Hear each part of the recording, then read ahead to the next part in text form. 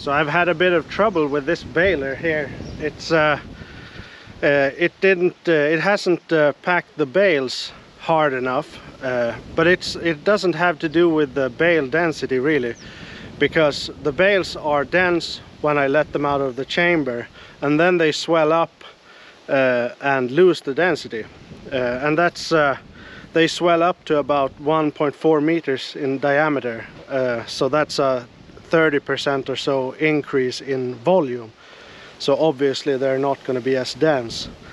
And I've kind of known what the problem is. It has to do with the net tensioning, because I've threaded the net in the wrong way, so it doesn't hinder the net from going in. It basically free rolls into the chamber. So we're going to take a look at that. When I bought this baler, I put a net roll in here, I threaded it according to the sticker. It's a no-brainer, and as soon as I pressed the button to start feeding the net, it tore the net straight off.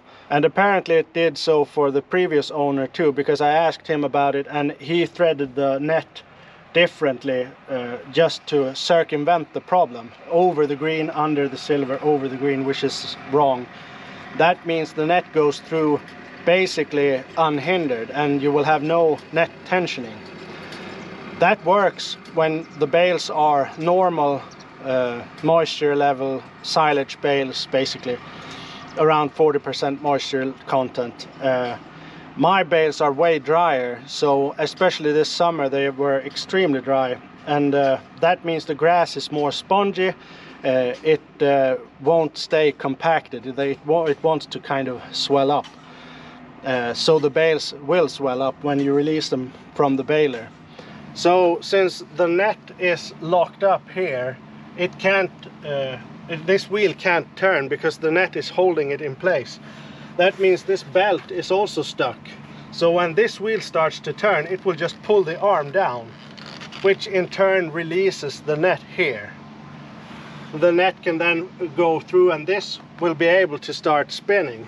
So if you pull it down like this and then it releases this wheel, it doesn't move much now because it's not constantly spinning, but it will be able to start spin, and that will cause this arm to go back up, and it will find a balance. Basically it will find a place where it holds tension on the net without locking it up, without letting it roll through freely.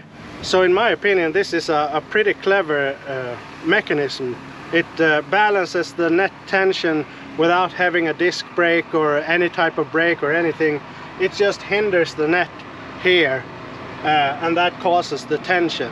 So this spring here is what decides how tense it should be. And I've already, it was quite tense earlier, so I released it. This bolt here sticks out. It stuck out 70 millimeters, and I let it in a little bit more, so it only sticks out about 50 millimeters.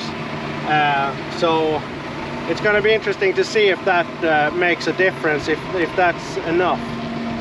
I think it should be plenty enough. I think probably I have to reel it back in a little bit but we'll see how it works.